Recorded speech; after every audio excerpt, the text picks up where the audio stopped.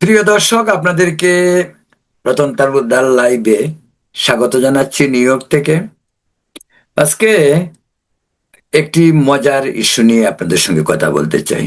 বিষয়টি সম্ভবত আপনাদেরও নজর কাড়ে। বাংলাদেশের জাতীয় টেলিভিশনগুলো বা বাংলাদেশের জাতীয় পত্রপত্রিকার সকলেরই কিন্তু ইউটিউব চ্যানেলে টক শো হয়। বিষয়টা টক শো নিয়ে কথা বলতে যাচ্ছি। গতকালকে বাংলাদেশে তো এমনিতে আগে একটি কথা বলে রাখি, ডক্টর জাহিদুর রহমান দিল্লি থেকে ফেরত আসার পর জাহিদ জাহিদ নিয়ে কিন্তু বাংলাদেশের বাতাস এখন বেশ গরম। এদিকে টক শোতে দুইজন বা তিনজন যখন একসঙ্গে বসে তাদের আলোচনাও কিন্তু গরম করে ফেলে। এমনি একটি টক শো, আমি নিজেও টক শোতে একাধিক টেলিভিশনে অনেক সময় কথা বলেছি। এখন নিজেই যেহেতু একটি অনুষ্ঠানের সঞ্চালনা করি এবং আমার এই চ্যানেলে আরো অনেকেই আসে, বিস্তৃত আলোচনা হয়।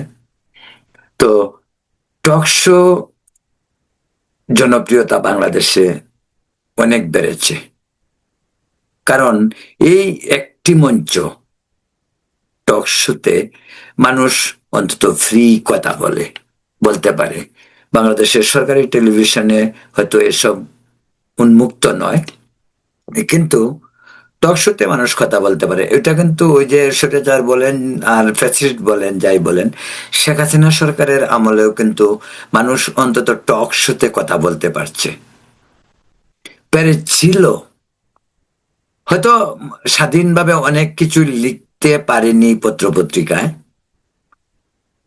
কিন্তু টক শোতে যখন কথা বলতো তারা কিন্তু তখন কথা বলতে পারতেন। আজকে যারা টক শো করেন তারাও তখন টক শো করেছে। টক শোতে তারা কিন্তু তখন বলছে, সরকারের কঠোর সমালোচনাও করেছে।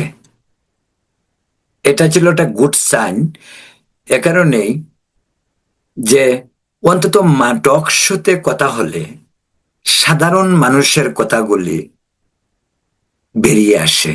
সাধারণ মানুষ তো আর এসে বলে না, কিন্তু যারা বলে তারা কিন্তু সাধারণ মানুষের কথাগুলি বলে। পথে ঘাটে মাঠে প্রান্তরে চলতে বসতে মানুষ যখন যা শুনে, এই কথাগুলি কিন্তু টক শোতে বেরিয়ে আসে। তারপর রাজনৈতিক মত পার্থক্য একটি বিষয় রয়েছে। যে যে দল সাপোর্ট করে সে তার গুণগান গায়, নিজকে এস্টাবলিশ করার চেষ্টা করে, প্রতিপক্ষকে ঘায়েল করার চেষ্টা করে।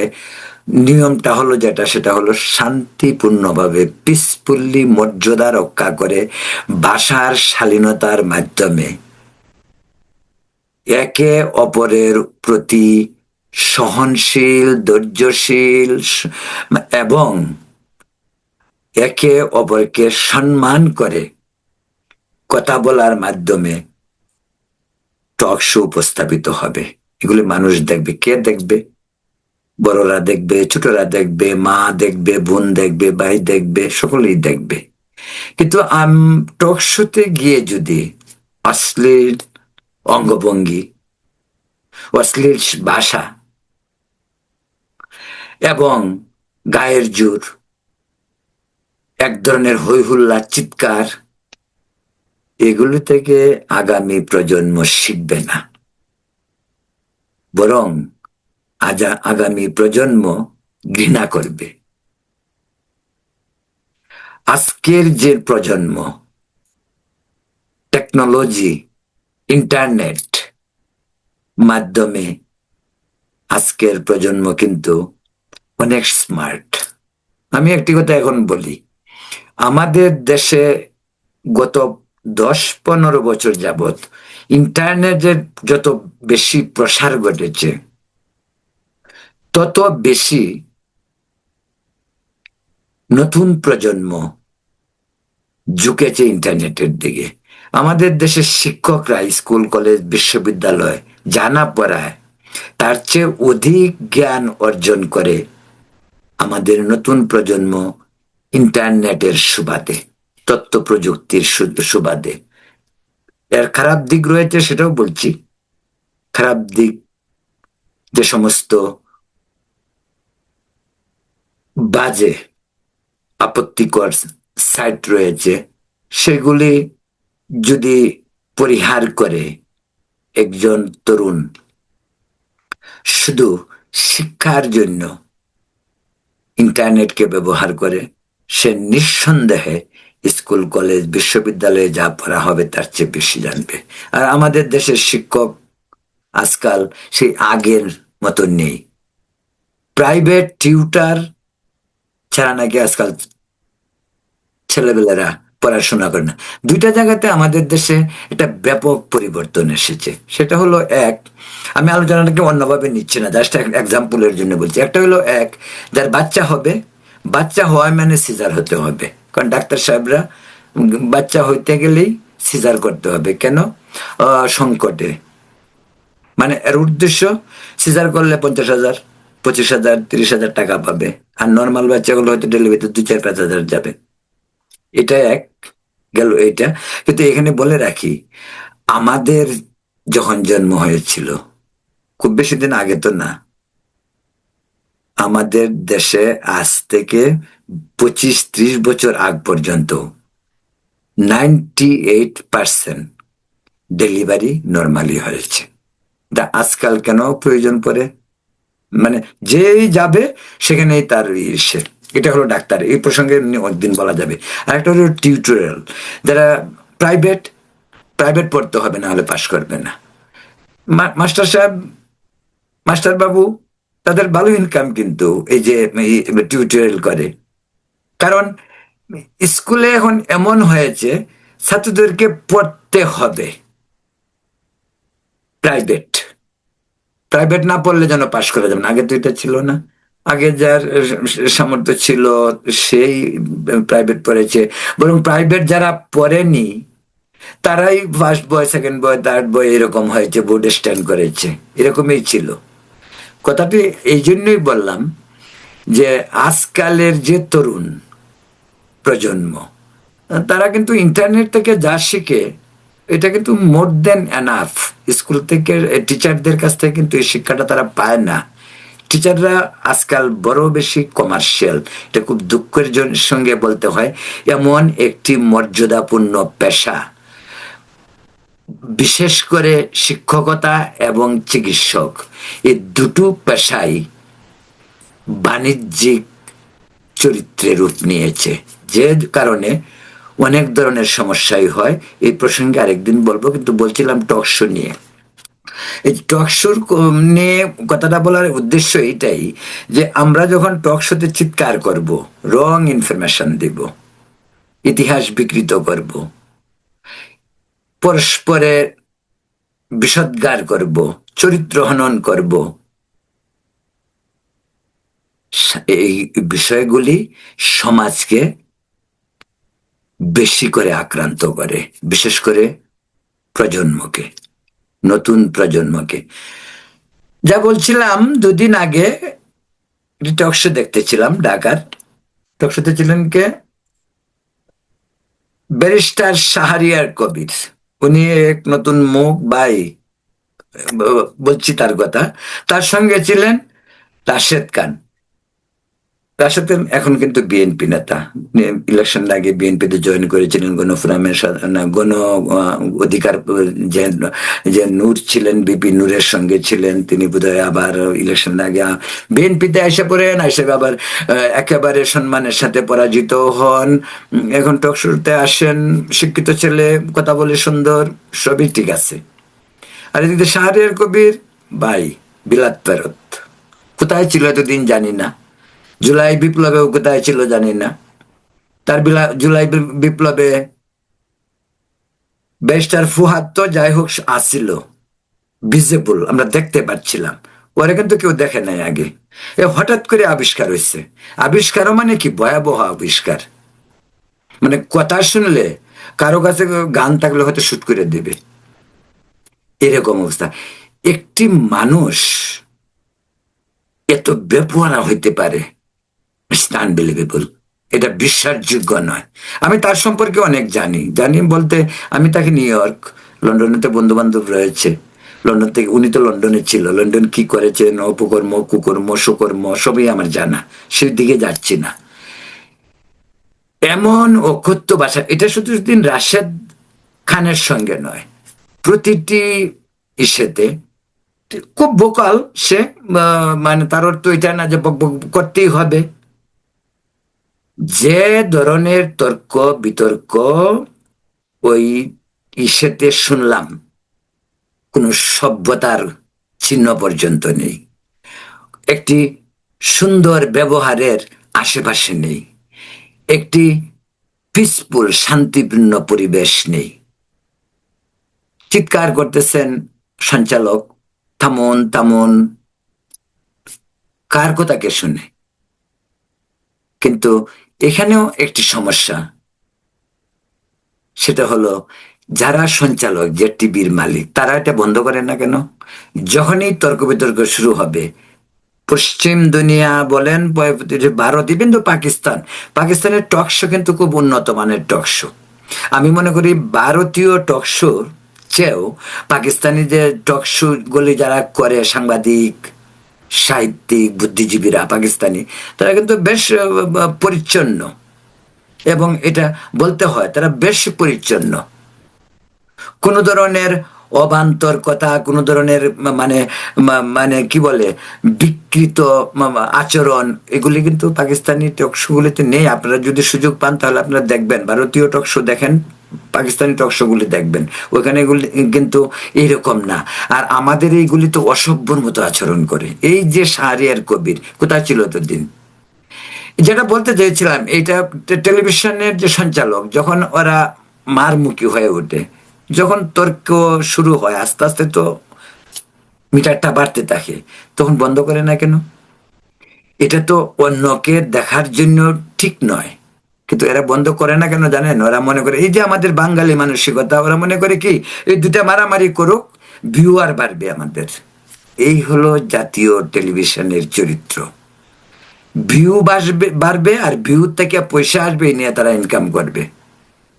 তাই তাহলে তো ওইটাই যদি হয়, তো ভিউ আনার জন্য তো আরো অনেক ধরনের তরিকা আছে, সেটিও করা যায়।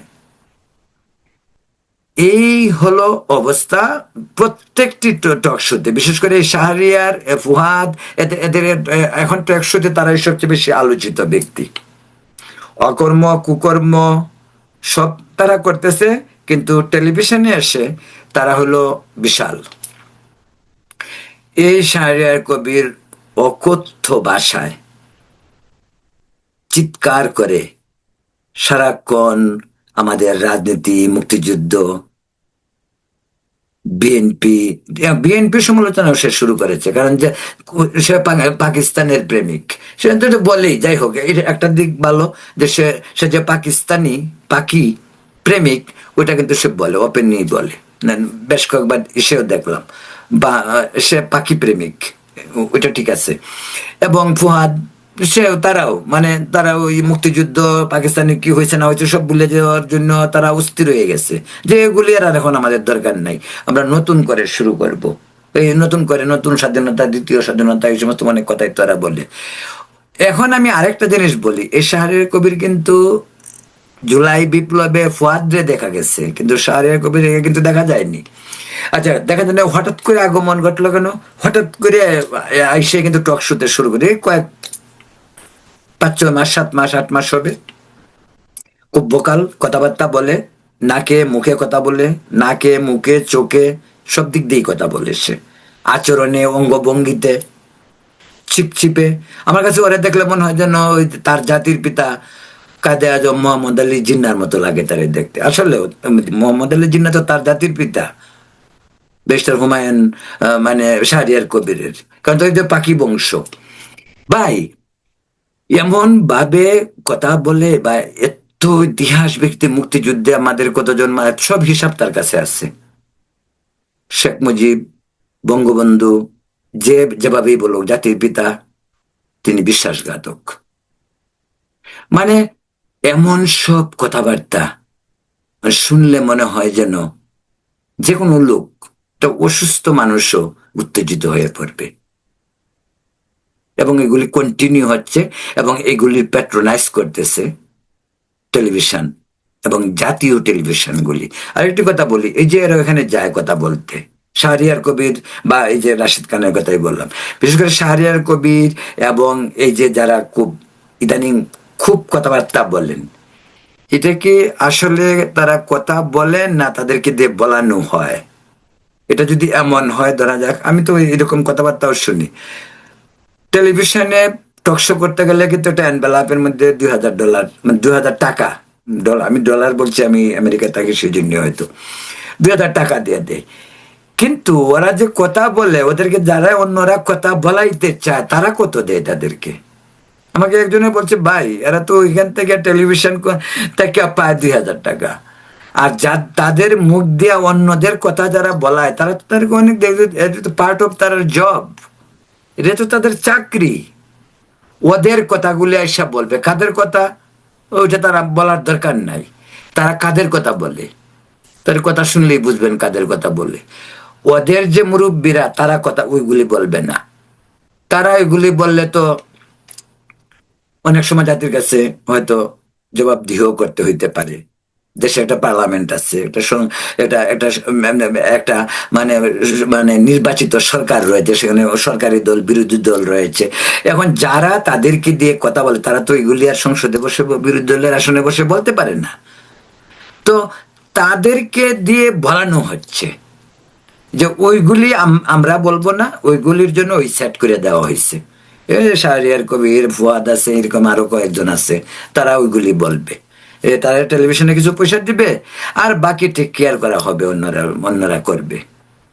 কে করবে, কত করবে, কি সিলসিলা, তারাই জানে, তাই না? এসব বন্ধ হওয়া উচিত। বিশেষ করে জাতীয় টেলিভিশন এবং বাংলাদেশের সাংবাদিকতা এত কলুষিত হয়েছে, সাংবাদিকরা এত 2 নম্বর হইতে পারে। ওইটা বাংলাদেশের ঢাকার কাগজ, ঢাকার টিভি এবং ঢাকার যে সাংবাদিক জগৎ যখন পর্যালোচনা করবেন তখন বুঝতে পারবেন, যখন খুব ক্লোজ থেকে দেখতে যাবেন তখন পরিষ্কার দেখতে পারবেন আয়নায় ওদের ছবিগুলি। এটা হয়, সবসময় হয়। যখন যে আওয়ামী লীগের আমলেও ছিল না, মুজাম্মেল, রূপা, শ্যামল দত্ত, কত কত কতজনই তো জেলে আছে। এই যে বিএনপি আছে ক্ষমতায়, দিন থাকবে না, আবার কতজন জেলে যাবে, ওইটাই চলতে থাকবে। এর আগেও তো তাই হয়েছে। আর তা না হলে, একটি দেশ স্বাধীন হলো আজকে 55 বছর, এখনো সেই দেশটির ইতিহাস নিয়ে কথা, দেশের উন্নয়ন নিয়ে কথা নয়। কিন্তু ওরা কিন্তু উন্নয়নের কিছু করে না। আর উন্নয়নের দায়িত্ব ওদেরকে দিলে তো ওরা এই যে বিপ্লবের পরে যে ছাত্র নেতারা, একজন হাজার হাজার কোটি টাকার মালিক, পত্রপত্রিকায় আসে। ঢাকা বিশ্ববিদ্যালয়ের শিক্ষক আসিফ নজরুল, তারও নিউ ইয়র্কে বাড়ি। নিউ ইয়র্কে 50 বছর থেকে অনেক বাঙালি বাড়ি করতে পারেনি, তো হইল কিভাবে? উনি ঢাকা বিশ্ববিদ্যালয়ের শিক্ষকতা করে, আবার রাজনীতিও করে, ছাত্রদের মগজ ধুলাইও করে, নিউ ইয়র্কের বাড়িও করে, হাজার হাজার টাকার কোটি টাকার হিসাবও পাওয়া যায়। আবার বলে ভারতের 26 লক্ষ লোক ভারতের ছিল, এদের কাউকে তাড়াতে পারেনি, তিনি ক্ষমতায় ছিলেন 18 মাস। তো ভাই, সর্বত্র এক ধরনের ধান্দাবাজি, সর্বত্র এক ধরনের নয় চয় গুজব, এই হলো এদের মস্তিষ্কে, এবং এরা হলো এর কারখানার গুজব তৈরি করার অন্যতম প্রধান হাতিয়ার। গুলো হলো ওরা নিজেরাই, এগুলি তারা করছে। ওই যে জাহিদ একজন, ঢাকা না দিল্লি, ঢাকা না দিল্লি চিৎকার টিৎকার করে টোরে বিএনপির তুষামত করে কিভাবে সুনজরে আসলেন আমাদের মাননীয় প্রধানমন্ত্রী তারেক রহমানের, হয়ে গেলেন প্রতিমন্ত্রী, হয়ে গেলেন উপদেষ্টা, পাঠানো হলো তাকে দিল্লিতে। অথচ এই জায়গায়, এই অনুষ্ঠানটি দিল্লিতে তার কোনো অবস্থাতেই যাওয়া ঠিক হয়নি, বাইরা তার বিষয়বস্তু ছিল না। কিন্তু প্রধানমন্ত্রী তার প্রতি প্লিজ গেছে, কিন্তু তার নাম আবার এদিকে ব্ল্যাক লিস্টে। কি হবে?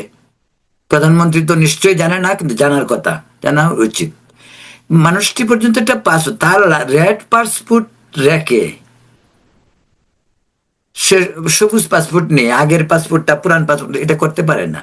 তিনি একজন রাষ্ট্রের দায়িত্বশীল ব্যক্তি। রাষ্ট্র তাকে দায়িত্ব দিয়েছে, পাসপোর্ট, রেড পাসপোর্ট দিয়েছে, দেশের বাইরে যাবে। ওই রেড পাসপোর্টকে তিনি অপমান করতে পারেন না। আর পুরনো পাসপোর্ট ভিসা ছাড়া ভারতে গিয়ে তিনি যে অন্যায় কাজ করেছেন, এটি দেশের ভাবমূর্তি গতি হয়েছে, ওটা উনি করতে পারেন না। উনি যদি রেড পাসপোর্ট নিয়ে যেতেন, উনার যতই এম্বার্গো থাকুক, হয়তো 1 ঘন্টা 20 মিনিট 25 মিনিট বসিয়ে তাকে ছেড়ে দিত। ব্যাকগ্রাউন্ড চেক নিশ্চয়ই করতো পৃথিবীর সব দেশেই ইমিগ্রেশনে। কারো নামে যদি কোনো ধরনের প্রতিবন্ধকতা, কোনো ধরনের এম্বার্গো থাকে, তখন নিশ্চয়ই তাকে চেক করবে, তার ব্যাকগ্রাউন্ড চেক করতে হবে, ফিঙ্গারপ্রিন্ট করতে হবে, তার আদি অন্ত জানতে হবে। আজকাল এই টেকনোলজির যুগে এসবগুলি হয় এবং এর কুইকই হয়। তো যাই হোক, প্রিয় দর্শক, এটা বলছিলেন যে শুরুটা করেছিলাম যে টক শো গুলি, যে এই যে বাংলাদেশের টক শো, এই জন্যই তো বাংলাদেশের টেলিভিশন খুব কম মানুষই, আমরা যেটা এখান থেকে বসে শুনি নিউ ইয়র্ক থেকে, যে বাংলাদেশের টেলিভিশন আসলে মানুষের দেখে না, টক শো গুলি অল্প বিস্তর দেখে। আর এই টক শোর ঝগড়াঝাটি এগুলি মানুষ পছন্দ করে না, আর নতুন প্রজন্ম তো একেবারেই না। আর বাংলাদেশের টেলিভিশনের প্রোগ্রাম তো এগুলো মানুষের দেখে না। যেটা বসে এই দেশ থেকে শুনি সেটা হলো যে ভারতীয় টেলিভিশনে কিন্তু মানুষের দেখে। তা আমি আজকে আরেকটা কথা আপনাদেরকে বলি, বাংলাদেশের এত নিম্নমানের টক শো এবং চিৎকার, হই হুল্লা, আনসিভিলাইজড ওয়েতে অ্যাক্ট করা, এগুলি টেলিভিশনের মালিক এবং যারা সঞ্চালনা করেন তাদের দেখা উচিত। আর তারা যদি মনে করে যে এদের মাঝে মারামারি লাগিয়ে দিয়ে, হই হুল্লা, চিৎকার শুরু করে দিয়ে আমার ভিউয়ার বাড়াবো টেলিভিশন চ্যানেলে, সেটা ডিফারেন্ট স্টোরি, সেটা করতেই পারেন। দুজনের মারামারি উপভোগ না হয়, একজন লোক উচ্চ সুরে কথা বলার পরেই নিয়ম হলো কাট করে দেওয়া, তার কথাটার সম্প্রচার না করা। কিন্তু তারা কি করে, ওরা যাতে আরো চিৎকার করে তার জন্য উৎসাহ, বলতে গেলে উৎসাহিতই করে। টেলিভিশন সম্প্রচার বন্ধ করে না, তখন তো টক শো বন্ধ করে দিতে পারে। যে দুজন লোক যেহেতু এক ধরনের অপ্রীতিকর সিচুয়েশন তৈরি করেছে, এটা বাইরে মানুষের দেখা উচিত নয়। নতুন প্রজন্মের যে আমাদের তরুণ সমাজ, তাদের দেখা উচিত নয়। এই জিনিসটা অন্তত ওদের মাথায় আসা উচিত। প্রিয় দর্শক, অনেক কথা বলে ফেললাম, আসলে এটাই আমাদের বাস্তবতা। এই এই যে অনিয়ম থেকে আমাদেরকে বেরোতে হবে, সমাজকে শুদ্ধ করতে হবে। এটাই হবে নতুন প্রজন্মের জন্য কিছু শিক্ষণীয়। প্রিয় দর্শক, ভালো থাকুন, সুস্থ থাকুন, নিরাপদ থাকুন। ধন্যবাদ।